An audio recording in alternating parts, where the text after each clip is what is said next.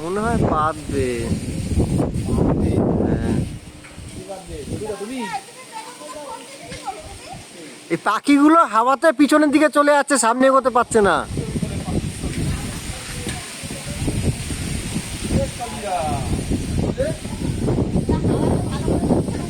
উঠতেও পারছে না।